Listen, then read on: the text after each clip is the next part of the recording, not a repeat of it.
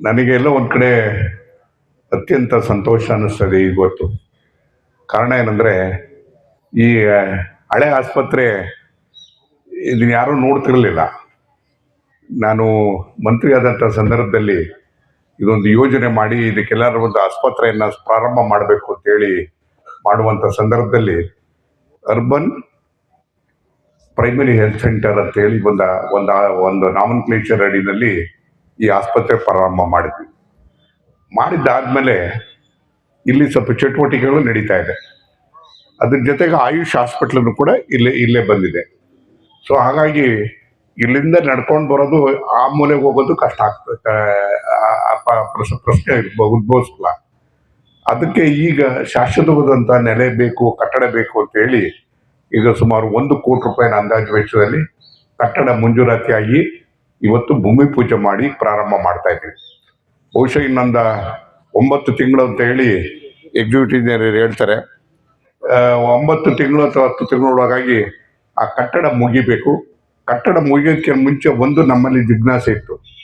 ಈಗ ಇರ್ತಕ್ಕಂಥ ಹಳೆ ಬಿಲ್ಡಿಂಗಲ್ಲಿ ಹಾಸ್ಪಿಟಲ್ನ ನಾವು ಒಡೆದು ಕಟ್ಟಬೇಕು ಅಂತಕ್ಕಂಥದ್ದು ಕೆಲವ್ರ ಉದ್ದೇಶ ಆಗಿತ್ತು. ಕೆಲವ್ರ ಉದ್ದೇಶ ಇದೇ ರೀತಿಯಾಗಿ ಜಾಗ ಇದೆ, ಇಲ್ಲೇ ಕಟ್ಟೋಣ ಅಂತ ಹೇಳಿ. ಒಂದು ಸರಿ ನಾವೇನಾದರೂ ಕೂಡ ಯಾವಾಗಲೂ ಕೂಡ ಆ ಕಟ್ಟಡವನ್ನು ಒಡೆದು ಇವತ್ತು ಸರಿ ಮಾಡದಲ್ಲಿದ್ದರೆ ಜಾಗ ಇರುತ್ತೆ, ಮುಂದಕ್ಕೆ ಇನ್ನು ಬೆಳವಣಿಗೆ ಆಗೋದಕ್ಕೂ ಕೂಡ ಸಾಧ್ಯತೆ ಆಗ್ತದೆ. ಸೊ ಹಾಗಾಗಿ ಅದನ್ನೇ ಹಳೆ ಕಟ್ಟಡವನ್ನು ಒಡೆದು ತಾತ್ಕಾಲಿಕವಾಗಿ ಆ ಹಾಸ್ಪಿಟಲ್ನ ಹಿಂದಿನ ಬಿಲ್ಡಿಂಗಿಗೆ ಶಿಫ್ಟ್ ಮಾಡೋಣ.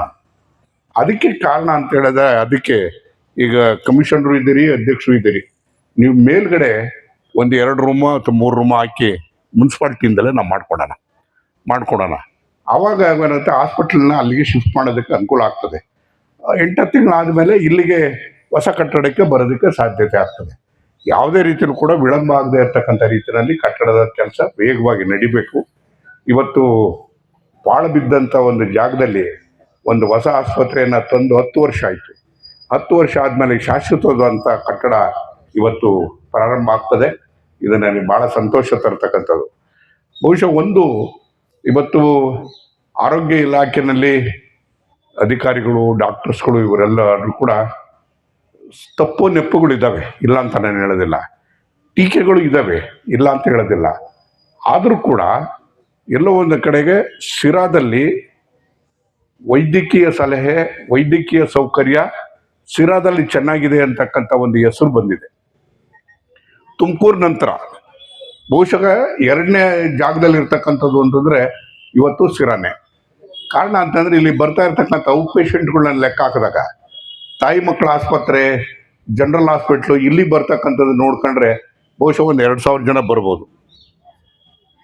ಏನಪ್ಪ ಗೌಡ, ಎರಡು ಅಂದಾಜು 1,800 ಒಂದು 2,000 ಜನವರೆಗೂ ಕೂಡ ಬರ್ತಾರೆ.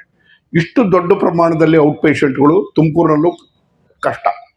ಆದರೆ ಔಟ್ ಪೇಷಂಟ್ ಅನ್ನೋದಕ್ಕಿಂತ ಹೆಚ್ಚಾಗಿ ಸುಮ್ಮನೆ ಬರೋದಿಲ್ಲ ಜನ. ಸೌಕರ್ಯ, ಸೌಲಭ್ಯ ಮತ್ತು ಸಲಹೆ ಇದೆಲ್ಲದನ್ನು ನೋಡ್ಕೊಂಡೇ ಬರತಕ್ಕಂಥದ್ದು. ಆ ಕೆಲಸ ಆಗ್ತಾ ಇದೆ. ಎಲ್ಲ ಒಂದು ಕಡೆಗೆ ಇವತ್ತು ನಾವು ಆರೋಗ್ಯದ ಕ್ಷೇತ್ರದಲ್ಲಿ ಸೇವೆಯನ್ನು ಮಾಡಬೇಕಾದಾಗ ಸ್ವಲ್ಪ ಪ್ರಾಮಾಣಿಕತೆಯನ್ನು ನಾವು ಮೈಗೂಡಿಸ್ಕೋಬೇಕು. ಇಲ್ಲಿ ವೈದ್ಯಾಧಿಕಾರಿಗಳೇ ಭಾಳ ಮುಖ್ಯ ಆಗ್ತಾರೆ. ವೈದ್ಯಾಧಿಕಾರಿಗಳು ಇವತ್ತು ಯಾವ ರೀತಿಯಲ್ಲಿ ಅಂತಂದರೆ ಅತ್ಯಂತ ಪ್ರಾಮಾಣಿಕವಾಗಿ, ಏನೇ ಟೀಕೆಗಳಿರಲಿ, ಟಿಪ್ಪಣಿಗಳಿರಲಿ, ಇನ್ನೊಂದೇ ಇರಲಿ, ಆದರೆ ಜನರನ್ನ ಸಲಹಬೇಕು, ಅವರಿಗೆ ಆರೋಗ್ಯವನ್ನು ಕೊಡುವಂಥ ಕೆಲಸವನ್ನು ಮಾಡಬೇಕು. ಸರ್ಕಾರದ ಉದ್ದೇಶ ಏನು ಅಂತಕ್ಕಂಥದ್ದನ್ನ ಅವ್ರ ಮುಖೇನ ನಾವು ಜಾರಿಗೊಳಿಸ್ಬೇಕಾಗ್ತದೆ. ಎಲ್ಲರಿಗೂ ಒಳ್ಳೆ ಆರೋಗ್ಯ ಇರಬೇಕು, ಅದು ರೋಗ ಇಲ್ಲದೆ ಇರತಕ್ಕಂಥ ರೀತಿಯಲ್ಲಿ ಜನ ಬದುಕಬೇಕು, ಭಾಳ ಮಾಡಬೇಕು ಅಂತಕ್ಕಂಥದ್ದು ನಮ್ಮ ಉದ್ದೇಶ ಇರಬೇಕಾದಾಗ, ಅದನ್ನು ಪ್ರಾಮಾಣಿಕವಾಗಿ ಮಾಡಬೇಕಾದಾಗ ಇಲಾಖೆ ಅಧಿಕಾರಿಗಳು ಮುಖ್ಯ ಮತ್ತು ವೈದ್ಯಾಧಿಕಾರಿಗಳು ಮುಖ್ಯ. ವೈದ್ಯರನ್ನ ಎಲ್ಲಿಗೆ ಅಂದರೆ ನಾರಾಯಣನಿಗೆ ಹೋಲಿಸ್ತಾರೆ. ನಾರಾಯಣಗೆ ನಾವು ಹೋಲಿಸೋದು ಬೇಡ. ಈಗ ಇಲ್ಲಿ ಯಾವುದೇ ರೀತಿಯಲ್ಲಿ ಕೂಡ ಜನ ಮೆಚ್ಚುವಂಥ ರೀತಿಯಲ್ಲಿ ಕೆಲಸವನ್ನ ಮಾಡಬೇಕು ಅಂತೇಳಿ ಮಾಡಿದಾಗ ಮಾತ್ರ ಸಾಧ್ಯ ಆಗ್ತದೆ ಅಂತಕ್ಕಂಥ ಮಾತನ್ನ ಸುಮಾರು 1 ಕೋಟಿ ಹೊಸ ಕಟ್ಟಡ ಏನು ಇವತ್ತು ಭೂಮಿ ಪೂಜೆ ಏನು ನಡೆದೈತೆ. ಇದು ಬಹಳ ವರ್ಷಗಳಿಂದ ತುಂಬಾ ಜನರು ಬೇಡಿಕೆ ಇತ್ತು. ಈ ಭಾಗ್ಯದ ತುಂಬಾ ಜನರು ಬೇಡಿಕೆ ಇತ್ತು. ಇದು ಅರ್ಬನ್ ಹೆಲ್ತ್ ಸೆಂಟರ್ ಇರ್ಲಿಲ್ಲ. ಸಾಹೇಬ್ರು 2016 ಇಸ್ವಿದಲ್ಲಿ ಸಾಹೇಬ್ರೆ ಮಿನಿಸ್ಟರ್ ಇದ್ರು. ಅವಾಗ ಸಾಹೇಬ್ರೆ ಸ್ಯಾಂಕ್ಷನ್ ಮಾಡಿದ್ರು. ಅವತ್ತಿಂದ ಇವತ್ತುವರೆಗೂ ಇಲ್ಲಿ ನೋಡಿ ಸುಮಾರು ಡೈಲಿ 150ರಿಂದ 200 ಜನ ಬರ್ತಾ ಇರ್ತಾರೆ. ಎಷ್ಟು ಅನುಕೂಲ ಆಗ್ತಾ ಐತೆ ಸಾಹೇಬ್ರು ಮಾಡಿದ್ದು ಕೆಲಸ, ಎಷ್ಟು ಅನುಕೂಲ ಆಗ್ತಾ ಐತೆ. ಬರೀ ಟೌನ್ ಅಲ್ಲ, ಅಕ್ಕಪಕ್ಕ ಹಳ್ಳಿಲಿ ಚೆನ್ನಂಗುಂಟೆ, ಕೂಸ್ಕುಂಟೆ ಅವರೆಲ್ಲ ಬರ್ತಾರಲ್ಲ ಇಲ್ಲಿ. ಇವಾಗ ನೋಡಿ, ಇವಾಗ ಕಟ್ಟಡ ಆದ್ಮೇಲೆ ಇನ್ನೂ ಬೇರೆ ಬೇರೆ ಫೆಸಿಲಿಟೀಸ್ ಬರುತ್ತೆ. ಹಳೆ ಕಟ್ಟಡ ಇವಾಗ ಡೆಮಾಲಿಷ್ ಮಾಡ್ತಾ ಇದ್ದೀವಿ, ಸಾಹೇಬ್ ಡೆಮಾಲಿಷ್ ಮಾಡ್ತಾ ಇದ್ದಾರೆ.